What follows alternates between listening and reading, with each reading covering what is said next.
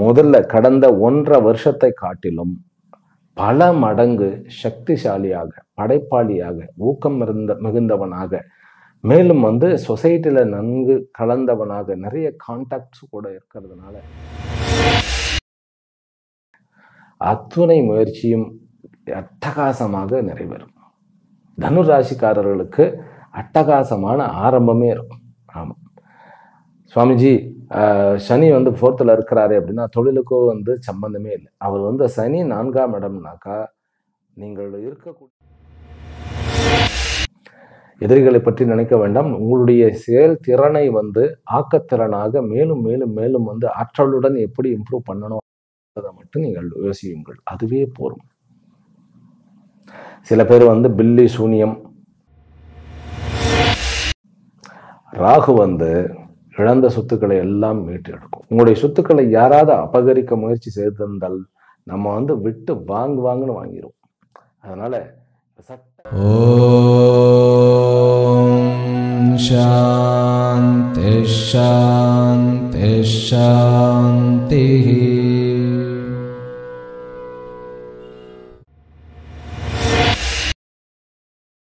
ஓம் நமோ பிரம்மாதிभ्यो ब्रह्म विद्या संप्रदाय कर्तृभ्यो वंशऋषभ्यो महद्भ्यो नमो गुरुभ्यः.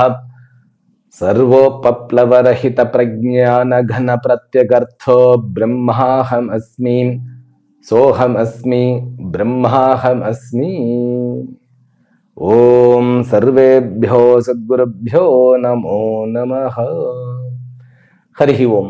எல்லாம் வல்ல அம்பிகையினுடைய பேரருளாலும் சுவாமி யோகஸ்ரீ அமிர்த மிருத்யுஞ்சயேஸ்வரருடைய திருவருளாலும் நம் அனைவருக்கும் அனைத்து விதமான சௌபாகியங்களும் லட்சுமி கட்டாட்சங்களும் பரிபூர்ண சதாயுஷ்ய பரியந்தம் உத்தமமான ஆரோக்கியத்துடன் கூடிய நல் வாழ்க்கையும் அமைய பெற்று நாம் அனைவரும் வாழ்வாங்கு வாழ வேண்டும் என்கின்ற பிரார்த்தனைகளுடனும் பரிபூர்ண ஆசீர்வாதங்களுடனும் இன்றைய உரையை துவங்குகின்றேன்.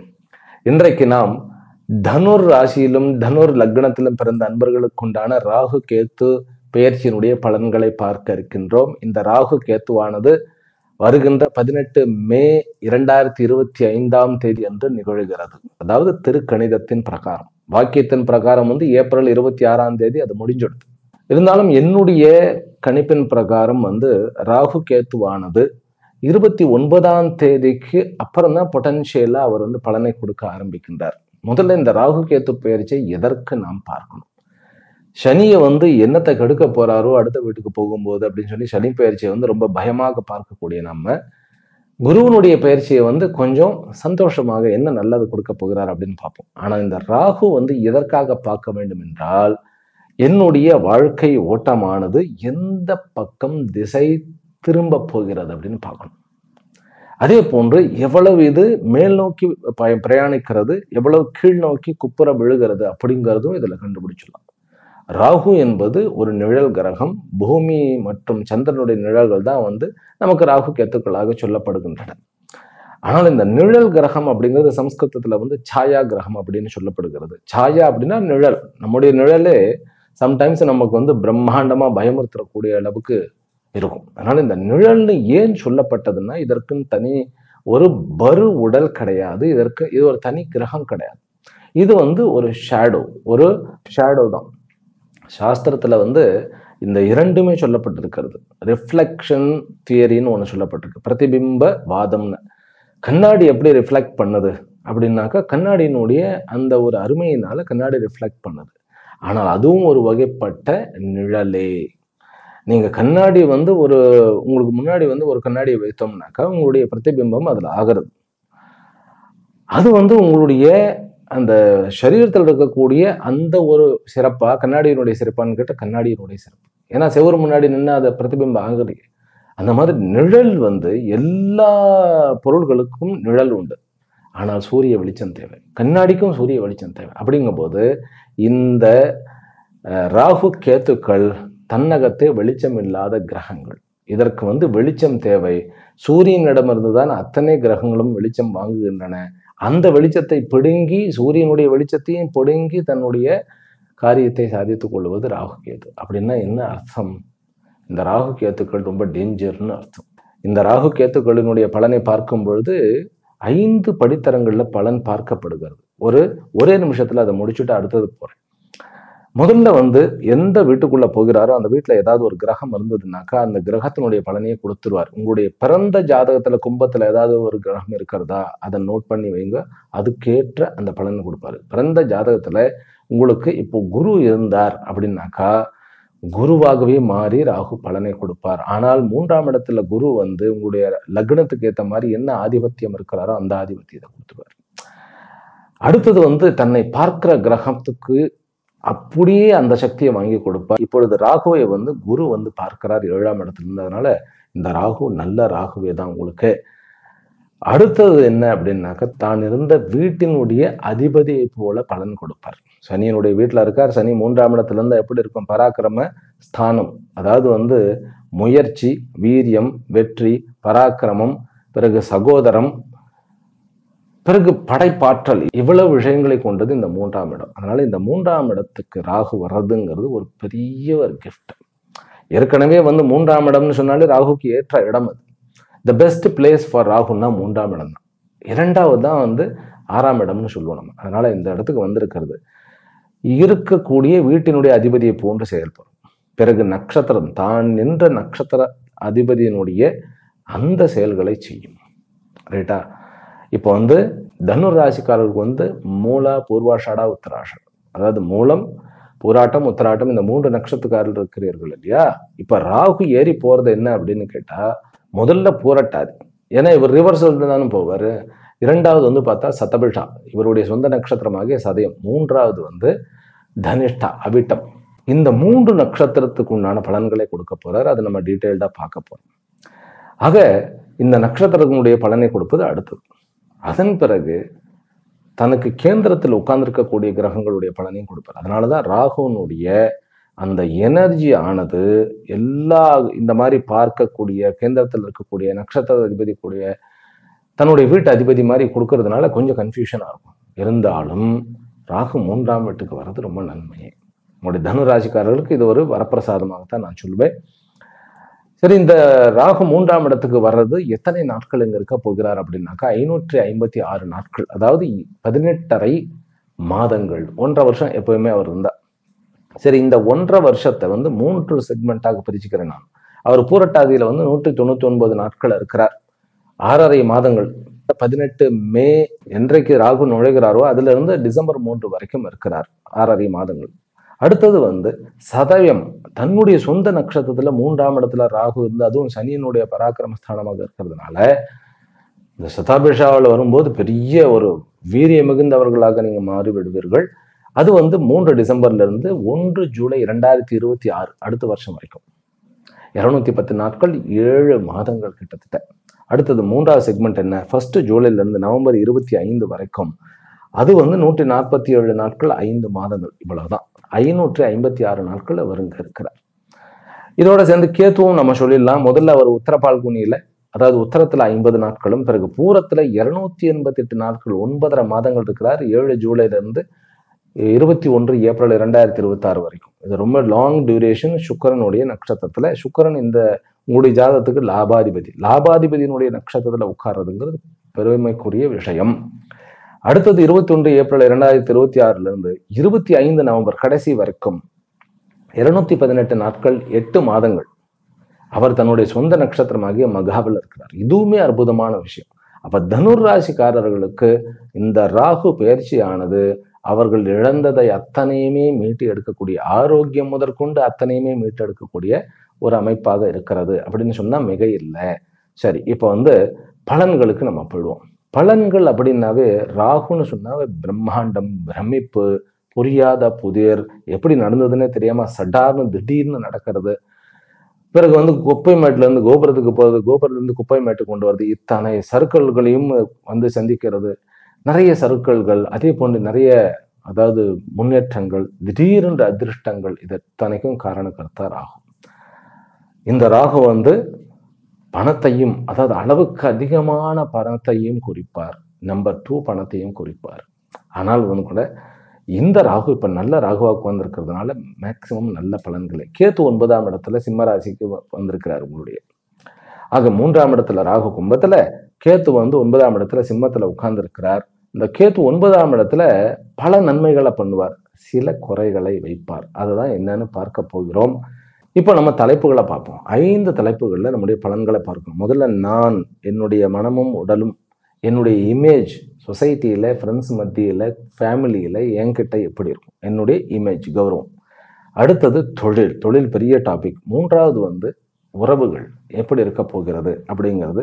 4வது வந்து படிப்பு. 5வது சொத்துக்கள் வாங்குவேனா வைப்பேன். ரொம்ப ஷார்ட்டா கிறிஸ்பா வந்து டக் டக் டக்குன்னு பார்த்துட்டே போயிடுவோம்.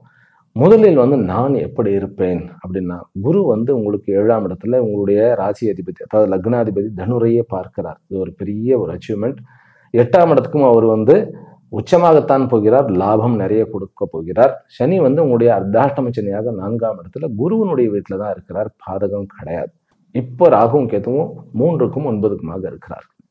இதுல நான் எப்படி இருப்பேன் அப்படின்னாக்கா, முதல்ல கடந்த 1.5 வருஷத்தை காட்டிலும் பல மடங்கு சக்திசாலியாக, படைப்பாளியாக, ஊக்கம் மிகுந்தவனாக, மேலும் வந்து சொசைட்டில நன்கு கலந்தவனாக, நிறைய கான்டாக்ட்ஸ் கூட இருக்கிறதுனால நிறைய கான்ஃபிடென்ட்டாக, ஒரு மாதிரி இழந்த சக்தியை பெற்றவனாக காணப்படுவேன். முதல் செக்மெண்ட்ல இருந்து இதாகிடும்.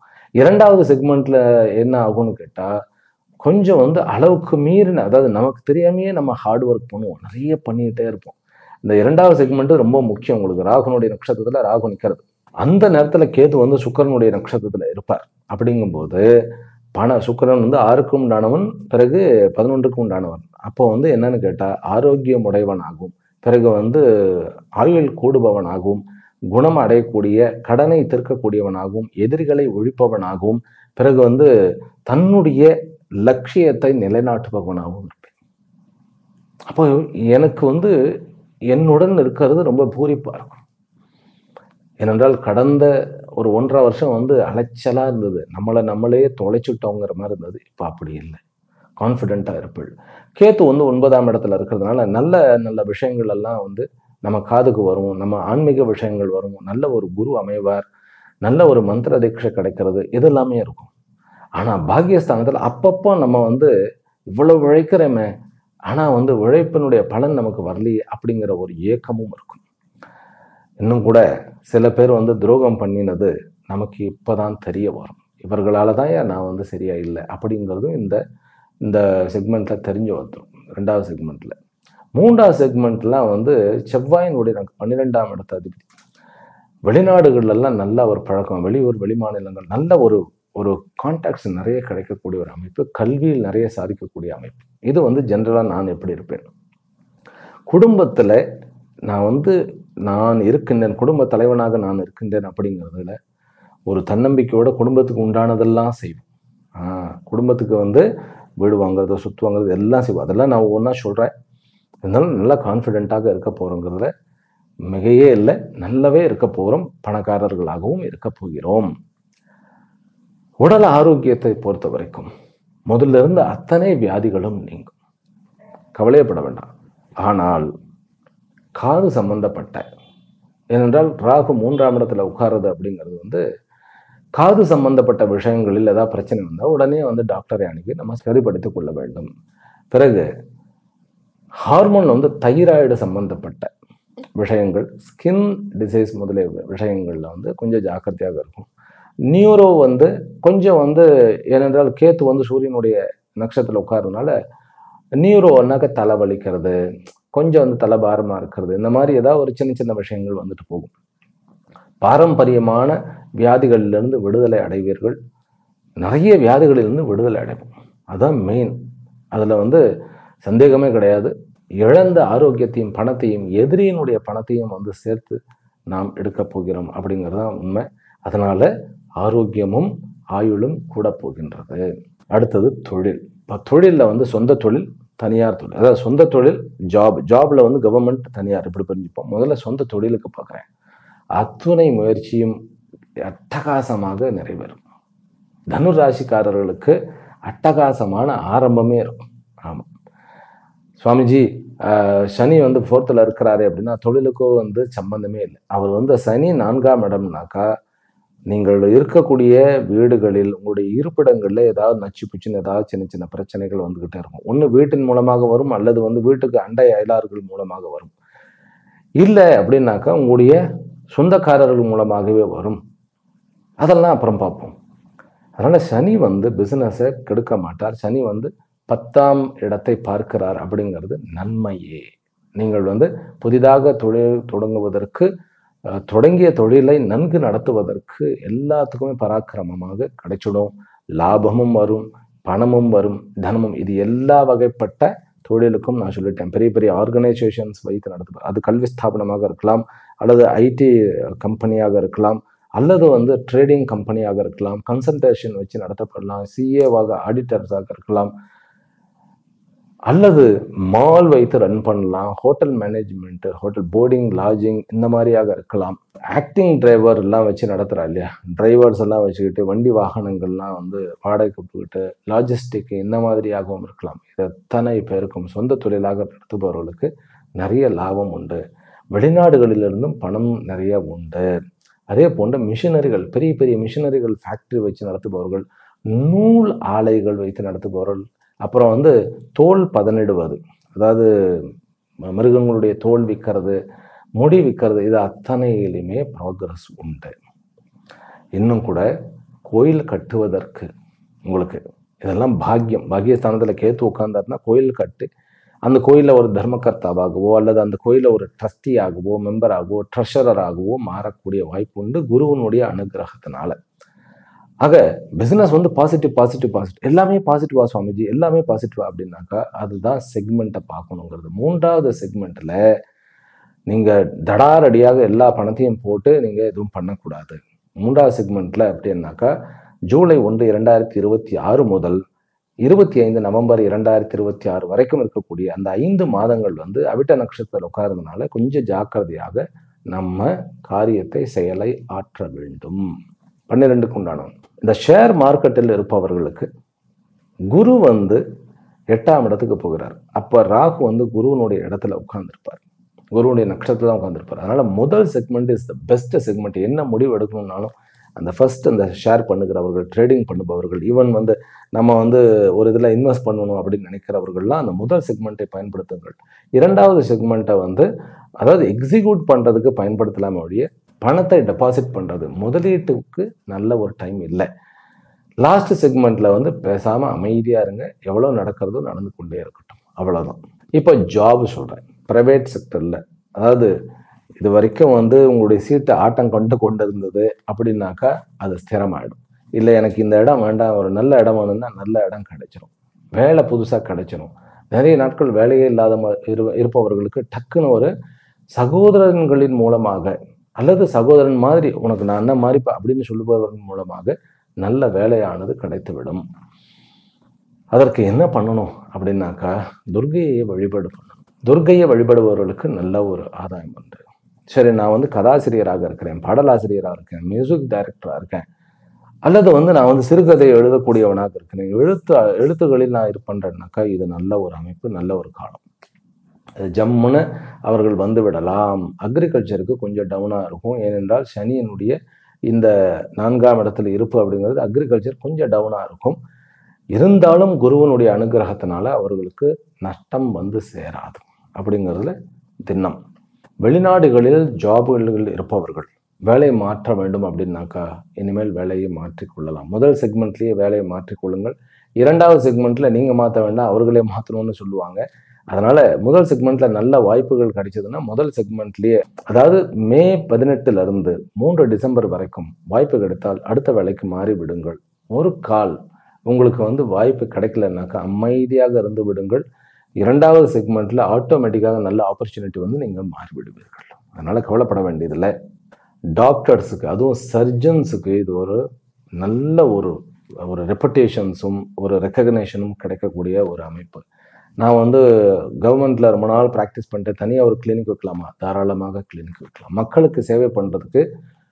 அதாவது வந்து அந்த காலத்துலாம் இந்த 5 ரூபா டாக்டர், 1 ரூபா டாக்டர், எனக்கு தெரிஞ்ச 1 ரூபா டாக்டர்லாம் இருந்தாங்க நான் பிறந்த ஊரில். அப்படிங்கும்போது அந்த மாதிரியான மக்களுக்கு சேவை பண்ணக்கூடிய அந்த ஒரு மனப்பான்மை கொண்டவர்களுக்கு இந்த காலகட்டங்கள் எடுத்தது.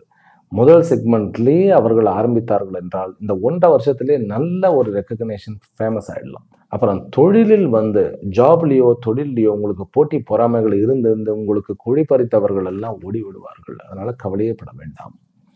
எதிரிகளை பற்றி நினைக்க வேண்டாம். உங்களுடைய செயல் திறனை வந்து ஆக்கத்திறனாக மேலும் மேலும் மேலும் வந்து ஆற்றலுடன் எப்படி இம்ப்ரூவ் பண்ணணும் அதை மட்டும் நீங்கள் யோசியுங்கள். அதுவே போரும். சில பேர் வந்து பில்லி சூனியம், அப்புறம் வந்து பிளாக் மேஜிக், இந்த மாதிரி எல்லாம் கூட வந்து ட்ரை பண்ணுவார்கள். அதை நீங்கள் செய்ய வேண்டாம். தனு ராசிக்காரர்களை மூலா நட்சத்திரக்காரர்களுக்கு ரொம்ப வந்து கடந்த 1.5 வருஷம் வந்து காயம்பட்டதுக்கெல்லாம் வந்து ஏதாவது பில்லி சூனியம் மாதிரி வச்சிருவோம். அப்படி பண்ணிவிடுவோம், எப்படி பண்ணி செய்வேன்னு அப்படிலாம் ஒன்றும் வேண்டாம். ஏனென்றால் அந்த தாட்ஸ் எல்லாம் வரும். கேத்து வந்து மகா நட்சத்திரத்துக்கு போகும்போது வரும். லாஸ்ட் 8 மாதம் அதெல்லாம் வரும். அதை பற்றி கவலையப்பட வேண்டாம். கண்டுக்கிடாதீங்க. குருவனுடைய அமைப்பும் பிறகு ராகு கேத்துவனுடைய அமைப்பும் ரொம்ப நன்றாக இருக்கிறது. உங்களுடைய லக்னாதிபதி உங்களை யாரும் அசைத்து கொள்ளவே முடியாது. இன்ஃபேக்ட் நீங்கள் அப்படி இருக்கிற பட்சத்தில் நீங்கள் என்ன பண்ணணும்னு கேட்டால், ஒவ்வொரு வியாழக்கிழமையும் தட்சிணாமூர்த்தியை போய் பார்த்துட்டு வாங்க. ஞானமே மேன்மையானது. அவ்வளோதான். கவர்மெண்ட்ல இருப்பவர்களுக்கு, அதாவது வந்து அரசாங்க துறையில் இருப்பவர்களுக்கு வந்து நீங்கள் வந்து எதிர்பார்த்த பரிசுகள் கிடைக்காம இருக்கலாம். ஆனால் உங்களுக்கு ஏற்ற பண வரவும் உங்களுடைய வருமானமும் கூடும். அதனால கவலைப்பட வேண்டாம். ப்ரமோஷன் வந்து கிடைக்கலன்னு கவலைப்பட வேண்டாம். அதுக்கு ஏற்ற மாதிரி இந்த 2வது செக்மெண்ட்ல கண்டிப்பாக நல்ல ப்ரமோஷன்ஸ் கிடைக்கும். அதனால அரசாங்கத்தில் வேலை செய்பவர்கள் ஆனால் வந்து மேல் படிப்புக்கு நீங்கள் அப்ளை பண்ணி கொஞ்சம் படிப்பு படிக்கணும்னாக்கா தாராளமான ஒரு டைம். இது வந்து நான் சொல்றது அந்த யங்ஸ்டர்ஸுக்கு கொஞ்சம் நம்ம வந்து ஒரு 40 தாண்டிட்டோம் அப்படின்னாக்கா ப்ரமோஷன்ஸ்க்கு நீங்கள் ட்ரை பண்ணலாம். முதல் செக்மெண்ட்ல ட்ரை பண்ணுங்க. 2வது செக்மெண்ட்ல கொஞ்சம் புஷ்அப் பண்ணுங்க. 3வது செக்மெண்ட்லேயே ப்ரமோஷன்ஸ் கிடைச்சிடும். ஏன்னா 12க்கு உண்டானவன் அப்படிங்கும்போது உங்களுடைய ராசிக்கு வந்து பகைவன் கிடையாது செவ்வாய். அதனால ப்ரமோஷன்ஸ் கிடைச்சிடும். இதுல விளையாட்டுத்துறையில விளையாட்டை வந்து பிசினஸாக வைத்துக் கொண்டிருப்பவர்களுக்கு எங்கு நோக்கினும் வெற்றியாக கிடைக்கும். ஆனால் சொந்த மண்ணில் வெற்றி கொஞ்சம் கஷ்டமா இருக்கும். அதாவது நல்லா வெளிநாட்டுல வெளியூர்ல வெளி மாநிலங்கள்ல எல்லாம் போய் வெற்றியை கொள்ள வச்சுட்டு சொந்த மண்ணில் ஆடும்போது பிரச்சனை ஆகும். அப்ப என்ன பண்ணணும் அப்படின்னு கேட்டா, கால பைரவருடைய உபாசனையுடன் நீங்கள் சொந்த மண்ணில் விளையாடலாம். அடுத்தது உறவுகள். சகோதர உறவுகளோட நீங்க முதல் செக்மெண்ட்ல நல்ல லாபம் உண்டு. 2வது செக்மெண்ட்ல கொஞ்சம் பிரிவினையும் கருத்து வேறுபாடுகளும் உண்டு. 3வது செக்மெண்ட்ல மறுபடியும் வந்து ஏதாவது சண்டை சச்சரவுகள் வாங்குவதற்கு வாய்ப்புகள் இருக்கு. அதனால சகோதர உறவோட ஜாக்கிரதையா இருக்கணும். தாயினுடைய உறவினுடைய அந்த ஹெல்த்தை கொஞ்சம் பார்த்துக்கணும். அதே போல தந்தையினுடைய ஹெல்த்தையும் கொஞ்சம் பார்த்துக்கிடணும். கணவன் மனைவி உறவுல ஜம்முன்னு ஒரு நல்ல ஒரு இம்ப்ரூவ்மெண்ட் இருக்கும். திருமண ஏற்பாடுகள் நடக்கும். திருமண ஏற்பாடு அது வந்து எனக்கு வந்து என்ஆர்ஐயாக இருக்கக்கூடிய மாப்பிள்ளை தான் போகணும் அப்படின்னாக்கா கண்டிப்பாக வெளிநாட்டுக்கு போகக்கூடிய யோகங்கள் இருக்கு. குழந்தை வரம் நல்லபடியாக கிடைக்கும். குழந்தைகளுக்கு நல்ல இந்த காலகட்டங்கள் ஒரு நல்ல காலகட்டங்கள். குழந்தைகளுக்காக முயற்சி பண்ணுங்க. உணவுகள்ல கொஞ்சம் கட்டுப்பாடு தேவைப்படும். ஏனென்றால் குரு வந்து எப்பவுமே கொஞ்சம் ஹெஃப்டியான ஒரு கிரகம் அப்படிங்கிறதுனால அது வந்து கொஞ்சம் வெயிட்டை கூட்டக்கூடிய ஒரு அமைப்பு வந்துடும். நட்பின் மூலமாக நல்ல ஆதாயம் உண்டு. அதனால உறவுகள்ல வந்து நிறைய தெளிவுகள் உண்டு. எதிரிகள் நண்பர்களாக தனுராசிக்காரர்களுக்கு மாறுவார்கள். அதாவது வந்து ஜென்ம விரோதிடா நீ அப்படின்னு சொன்னவர்களும் கூட தனுராசிக்காரர்களை பார்த்து நட்புறவு கொண்டாடக்கூடிய காலம் வந்து விட்டது. அதனால கவலையே பட வேண்டாம். எல்லா உறவுகளும் மேன்மை. அப்பா அம்மா சகோதர உறவுகளுடன் சண்டை சச்சரவுகள், ஆனால் அதே சகோதர உறவுகள் தான் உங்களுக்கு மேலேயும் தூக்கி விடும். அதனால நன்றியுடன் இருப்போமாக. அம்மாவுடைய ஹெல்த் சனியனுடைய இந்த ஒரு அமைப்பினால இருக்கிறது. இருந்தாலும் குரு 8ஆம் இடத்துக்கு போகும்போது அவருக்கு இம்ப்ரூவ்மெண்ட் வந்துடும். அம்மாவுக்கு வந்து நல்ல இம்ப்ரூவ்மெண்ட் வந்துடும். அப்பாவினுடைய கொஞ்சம் வந்து ஹெல்த் இஷ்யூஸ் இருக்கிறது. கொஞ்சம் வயசானவர்களாக இருந்தால் ஒரு செக்கப் பண்ணி விடுவது நல்லது. சரி, அடுத்தது படிப்புல வந்து என்ன அப்படின்னு கேட்டா, 3ஆம் இடத்துக்கு ராகு வந்துட்டார். ஆனால் 4ஆம் இடத்துல சனி இருக்கிறதுனால கொஞ்சம் மந்தமாக இருக்கும். இந்த யூஜி ஹையர் செகண்டரி யூஜி இவங்கெல்லாம் கொஞ்சம் மந்தமாக இருக்கும். அந்த மந்தத்தன்மையை போக்குவதற்கு நீங்கள் கால பைரவரையோ அல்லது சரஸ்வதியையோ வழிபடலாம். 3ஆம் இடத்துல ராகு வந்து படிப்பை வந்து கெடுக்க போறதில்லை. இன்ஃபேக்ட் படிப்பை வந்து இன்னும் கொஞ்சம் உற்சாகப்படுத்த போகிறார் அப்படிங்கிறதான் உண்மை. அது ராகு சம்பந்தப்பட்ட சனி சம்பந்தப்பட்ட இந்த 2லையுமே வந்து உற்சாகப்படுத்துவார். ஆமா, அதாவது வந்து ராகு அப்படிங்கிறது வந்து ஒரு ஆராய்ச்சி ஓரியன்டாக, அதே போல ஆர்டிஃபிஷியல் ஓரியன்டாக, அதாவது ரோபாட் இந்த மாதிரியான அந்த ஒரு செயற்கை கருவிகளை வச்சுட்டு மனிதனுடைய மூளையில வந்து ஒரு மனிதனுக்கு மாற்று என்ன அப்படிங்கிற கல்வி எல்லாம் வந்து நல்லபடியாக வரும். அதே போன்று எலக்ட்ரானிக், பிறகு வந்து இன்ஜினியரிங், இவர்களுக்கு எல்லாமே நல்ல ஒரு அமைப்பு. யாருக்கு கொஞ்சம் கஷ்டமாக இருக்கும் அப்படின்னாக்கா ஆர்ட் அண்ட் சயின்ஸ் இவர்களுக்கு. ஏன்னா சனி வந்து 4ஆம் இடத்துல உட்கார்ந்தாட்டா அப்படியே ஜெயிடும். ஆனால் இந்த பிஹெச்டி பண்ணுபவர்களுக்கு ரிலாக்ஸா பண்ணுங்க, ஒன்றும் கவலைப்பட வேண்டாம். இருந்தாலும் கடந்த 1.5 வருஷத்துல இருந்த மந்தத்தன்மை உங்களுக்கு இருக்காது. படிப்புக்காக நம்ம வழிபட வேண்டிய தெய்வம் தட்சிணாமூர்த்தியவே நம்ம வந்து வழிபடலாம். அதனால படிக்கக்கூடிய மாணவர்களுக்கு நல்ல ஒரு அமைப்பு இருக்கு. இதுல கொஞ்சம் வந்து அதிகாரத்துக்கு ஐஏஎஸ், ஐபிஎஸ், ஐஎஃப்எஸ் இந்த மாதிரியான படிப்பவர்களுக்கு கொஞ்சம் வந்து கஷ்டப்பட்டு படிக்க வேண்டிய ஒரு அமைப்பு தான் இருக்கிறது. ஏன்னா we have to accept the fact. ஆனாலும் கூட ஆர்மி, நேவி, பிறகு ஏர்ஃபோர்ஸ் இதுல நான் போய் ஜாயின் பண்றவர்களுக்கு த பெஸ்ட் டைம் இது. ஆமா, தன்னை வந்து பிசிக்கலாக இது பண்ண. இன்ஃபேக்ட் இந்த நம்ம வந்து இந்த mister Madras, mister India, mister universe அப்படின்லாம் போறோம் இல்லையா, அதற்குண்டானவர்களுக்கு அந்த பைல்வான்களுக்கெல்லாம் வந்து மல்யுத்த வீரர்கள், பைல்வான், ஒலிம்பிக் வீரர்கள், இதுக்கு அத்தனை பேருக்கு, இவர்கள் அத்தனை பேருக்கும் வெற்றி வாகை கண்டிப்பாக உண்டு. 3ஆம் இடத்துல ராகு சனியினுடைய வீட்டுல இருந்து, சனி வந்து குருனுடைய வீட்டுல இருந்து, அது வந்து 3ஆம் பார்வையாக 6ஆம் வீட்டை பார்த்து 10ஆம் வீட்டை பார்க்கும் பொழுது சனிக்கும் குருக்கும் பெரிய விரோதமெல்லாம் கிடையாது, அது சமம் தான். அப்படிங்கும் போது வெற்றி கண்டிப்பாக உண்டு. கடைசியில சொத்துக்கள் வாங்க வேணாம். ராகு வந்து இழந்த சொத்துக்களை எல்லாம் மீட்டு எடுக்கும். உங்களுடைய சொத்துக்களை யாராவது அபகரிக்க முயற்சி செய்திருந்தால் நம்ம வந்து விட்டு வாங்குன்னு வாங்கிடும். அதனால சட்டப்படி எல்லா விஷயங்களையும் ஆக்ஷன் எடுக்க எல்லாமே வெற்றிகளாக கிடைக்கும். என்ன, லாயருக்கு ஃபீஸ் அதிகமாக கொடுக்கணும். அதனால கோர்ட்டுக்கு வெளியிலேயே நிறைய எல்லாம் முடிச்சுக்க ட்ரை பண்ணுங்க. வம்பு வழக்கு எல்லாமே வந்து காம்படிஷன் எல்லாத்துலேயுமே ஜெயித்து விடுவீர்கள். சொத்துக்கள் கண்டிப்பாக உண்டு. அதாவது செகண்ட் ஹேண்ட்ல கட்டின வீடு வாங்குங்க. வீடு வாங்கணும். நிலம் வாங்கலாமா அப்படின்னா சனிக்கு வந்து ஒன்றும் நிலத்துக்கு ஒன்றும் பிரச்சனை கிடையாது. 2க்கு 3க்கு முன்னானவன் தான் நிலத்தை வாங்கணும். ஆனால் கொஞ்சம் என்ன ரேட் அதிகமாக வைத்து விடுவார்கள். இதே நம்ம லேண்டுன்னா ரேட்டு கொஞ்சம் கம்மியாக கொடுக்க வேண்டியதாக இருக்கும். 3வது செக்மெண்ட்ல லேண்டை நீங்கள் வாங்குங்கள், விற்க வேண்டாம். 2வது செக்மெண்ட்ல நீங்கள் லேண்டை நீங்கள் வாங்கவோ விற்கவோ கூடாது. முதல் செக்மெண்ட்ல தாராளமா லேண்ட் வாங்கலாம். இதுதான் இந்த இதை மட்டும் லேண்ட் விஷயத்துல மட்டும் இப்படி. Property is okay. வண்டி வாகனங்கள் தாராளமா வாங்கலாம். செகண்ட் ஹேண்ட் வண்டி வாகனங்கள் வாங்கும்போது நீங்க அதனுடைய ஹிஸ்டரியை ரொம்ப ஜாக்கிரதையாக பார்த்து கொள்ள வேண்டும். ஏனென்றால் ராகுவும் சனியும் சம்பந்தப்படுகிறார்கள் இல்லையா. இப்ப நம்ம தனியா டிரைவிங் பண்றது என்பது 2வது செக்மெண்ட்ல, அதாவது டிசம்பர் 3ல இருந்து அடுத்த வருஷம் ஜூலை 1 வரைக்கும் இருக்கக்கூடிய அந்த 7 மாதங்கள் வந்து நைட் டைம்ல லாங் டிரைவ் போக வேண்டாம். சனியினுடைய காரகத்தை எங்கேயாவது போய் டயர் பஞ்சர் அது இதுன்னு ஒன்றும் டேஞ்சர் கிடையாது. அப்படியே இருட்டில் போய் ராக்கோலி மாதிரி உட்காந்துட்டு இருக்கணும். அதனால நான் சொல்றது அந்த ஹைவேஸ்ல எல்லாம் போகும்போது, அதாவது ஸ்டெப்னி எல்லாம் எடுத்துட்டு தான் போவோம், இருந்தாலும் அந்த ஒரு அனுபவம் இருக்கும். அதை தனியா போய் உட்காந்துட்டு காட்டுக்குள்ள உட்காந்த மாதிரி, இல்லைன்னா நடு ரோட்ல உட்காந்துட்டு, நடு ரோட்லன்னா வெயிட் பண்ணிட்டு, இந்த மாதிரியான ஒரு காத்திருக்கும் அந்த படலம் ஆரம்பிச்சிடும். அதனால அது கொஞ்சம் ஜாக்கிரதையாக இருக்கணும். 9ஆம் இடத்துல கேத்து இருக்கிறதுனால வாரம் ஞாயிற்றுக்கிழமை ஒரு கோயிலுக்கு போகணும்.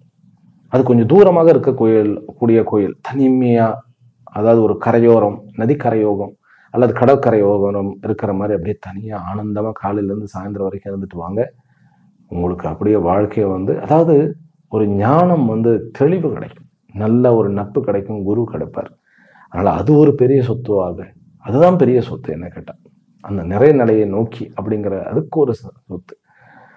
ஆன்மீகம்னா தரித்திரம் கிடையாது, அது தவறாக புரிந்து கொள்ளப்படுது. சிம்பிள்னா தரித்திரம் கிடையாது, உள்ளுக்குள்ள வந்து செல்வந்தனா இருக்கிறது.